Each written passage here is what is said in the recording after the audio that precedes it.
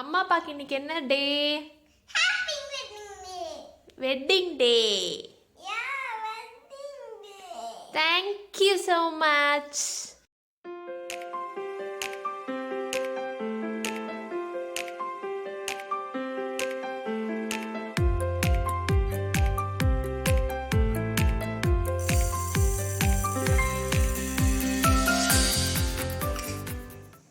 Hello friends, எல்லோரும் எப்படி இருக்கீங்க? இன்றைக்கி எங்களுடைய 7th வெட்டிங் ஆனிவர்சரி. பெருசாக நாங்கள் செலிப்ரேஷன் அந்த மாதிரிலாம் எதுவுமே இல்லை. நார்மல் ஆஸ் யூஷுவல் டே தான். அவங்களும் ஆஃபீஸ் போயிடுவாங்க, அந்த மாதிரி தான்.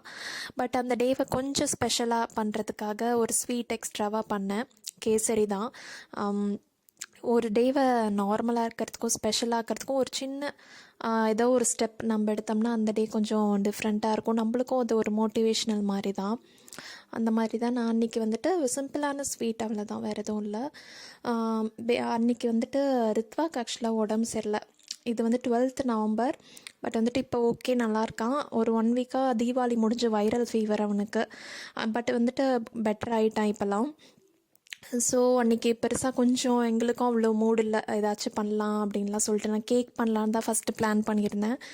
அப்புறம் வந்துட்டு நோ பேக் சீஸ் கேக் மாதிரி ஒன்று பண்ணியிருந்தேன். அது இந்த வீடியோவில் இன்க்ளூட் பண்ணியிருக்கேன்.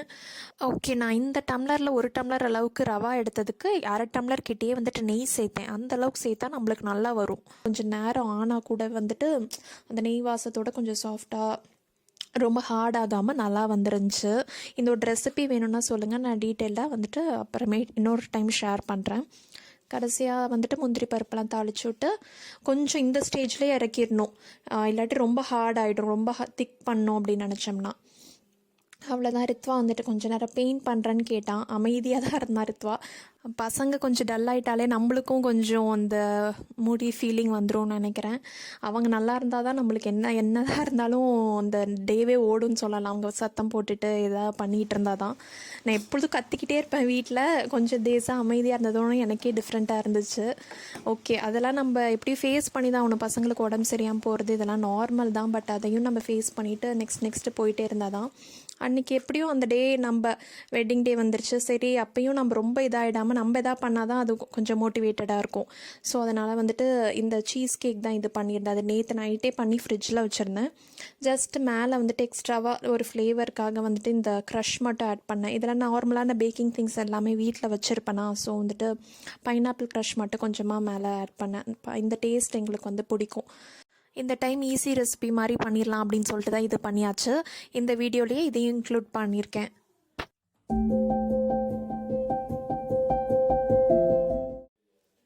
எல்லா வேலையும் முடிச்சுட்டு அப்புறம் அப்படியே குளிச்சுட்டு வந்துட்டேன். இது வந்துட்டு நியூ ட்ரெஸ் தான். தீபாவளி டைமில் ஒரு 2-3 ட்ரெஸ் எடுத்தேன். அதில் வந்துட்டு இதுவும் ஒன்று. ஸோ அதை அன்றைக்கி போட்டுக்கிட்டேன். அப்புறம் லன்ச், ரித்வாக்கு ஃபஸ்ட்டு லன்ச் வச்சுட்டு அதுக்கப்புறமேட்டு சரி அவங்க வந்தோன்னு சேர்ந்து சாப்பிட்டுக்கலாம் அப்படின்னு வெயிட் பண்ணிகிட்டு இருந்தேன். கரெக்டாக அப்புறம் ரித்வா சாப்பிட்றப்பே அவங்களும் வந்துட்டாங்க. அப்புறம் எல்லாருமே சேர்ந்து உட்காந்து சாப்பிட ஆரம்பித்தாச்சு.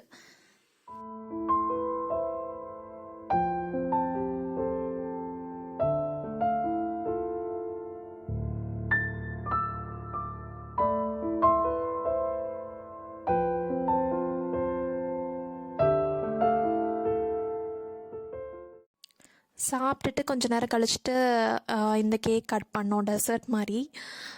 ஃப்ரிட்ஜ்லேருந்து எடுத்தோன்னே இது வந்து டக்குன்னு கட் பண்ணிடணும். ஏன்னா அது சீஸ் க்ரீம் கேக்கில். ஸோ இந்த மாதிரி ஒரு மோல்டில் தான் நான் வந்துட்டு பண்ணியிருந்தேன்.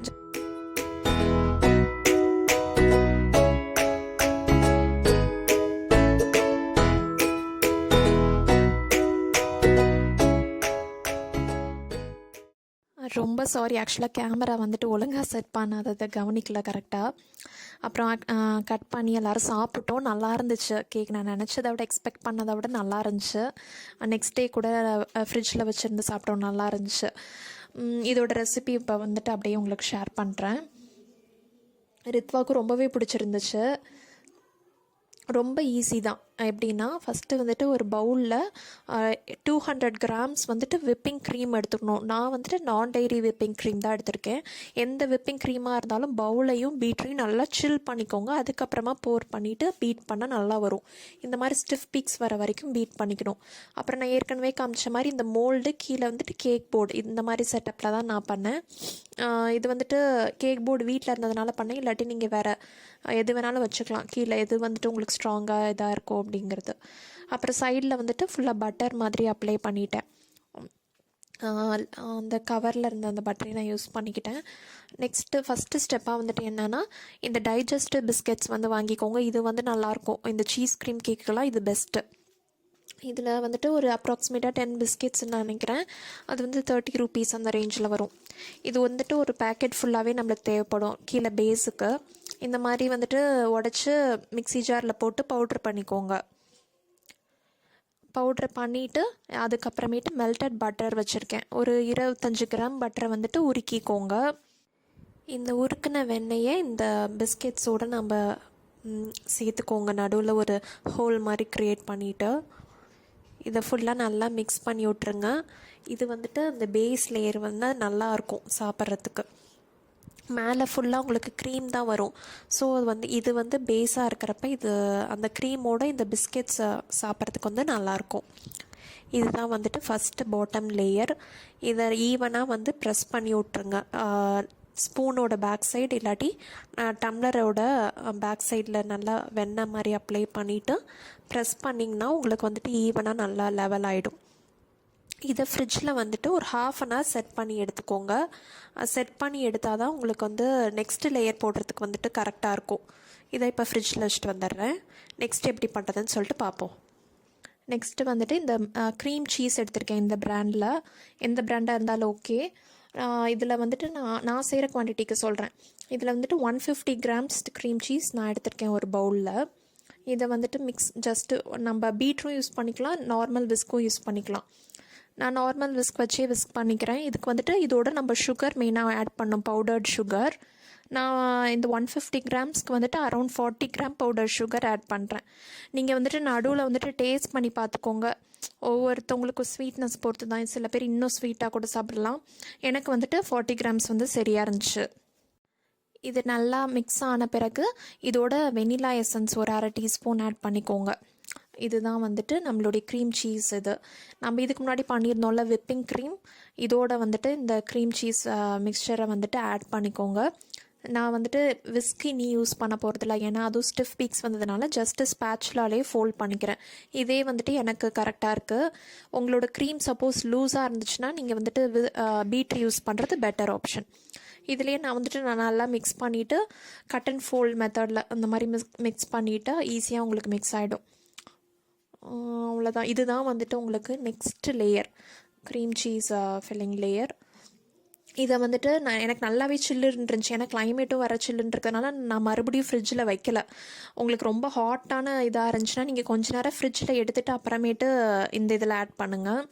நான் வந்துட்டு டைரெக்டாகவே ஆட் பண்ணுறேன். நெக்ஸ்ட்டு லேயராக வந்துட்டு இந்த இது போடுறேன்.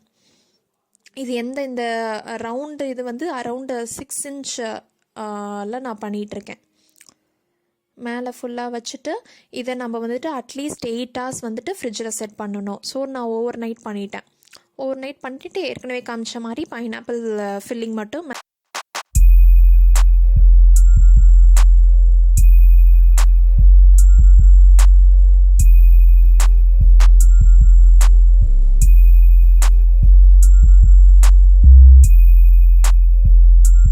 கிளம்பிட்டோன்னா ஃபஸ்ட்டு பார்லர் போகலான்னு சொல்லிட்டு என்னோடய கசின் பிரதருக்கு வந்துட்டு மேரேஜ் ஃபங்க்ஷன் வரப்போகுது. அதுதான் நெக்ஸ்ட் vlog-ஆக இருக்க போகுதுன்னு நினைக்கிறேன். அதுக்காக வந்துட்டு ஜஸ்ட்டு த்ரெட்டிங் பண்ணலாம் அப்படின்னு சொல்லிட்டு, ஏன்னா த்ரெட்டிங் கூட நான் பண்ண மாட்டேன், ரொம்ப ரேர் தான். ஒரு 3-4 டைம்ஸ் தான் பண்ணியிருப்பேன் டோட்டலாகவே. அதே எனக்கு வலிக்கும்னு என்னமோ அதே எனக்கு பயம், பண்ண மாட்டேன். அப்புறம் அதை முடிச்சுட்டு அப்படியே மாமியார் வீட்டுக்கு போனோம். போயிட்டு கொஞ்சம் நேரம் டைம் ஸ்பெண்ட் பண்ணிவிட்டு அப்புறம் வீட்டுக்கு வந்தாச்சு. அங்கே நான் vlog எடுக்கல. அப்புறம் டின்னர் தான். இது வந்து லெஃப்ட் ஓவர் பன்னீர் கடாய் மசாலா பண்ணது இருந்துச்சு அது. அப்புறம் தேங்காய் சட்னி மட்டும் கொஞ்சமாக அரைச்சிக்கிட்டேன். அப்புறம் அன்றைக்கி வந்துட்டு தோசை தான். தோசை வித் இதெல்லாம் தான். இந்த டே எங்களுக்கு இப்படி தான் போச்சு. இந்த வீடியோ உங்களுக்கு பிடிச்சிருந்தா லைக் பண்ணுங்கள், ஷேர் பண்ணுங்கள், கமெண்ட் பண்ணுங்கள். நீங்கள் இன்னும் சப்ஸ்கிரைப் பண்ணலைன்னா மறக்காமல் சப்ஸ்கிரைப் பண்ணுங்கள். நான் ஆர்த்தி மறுபடியும் உங்களை வேறு இன்ட்ரெஸ்டிங்கான வீடியோவில் சந்திக்கிற வரைக்கும் பாய்.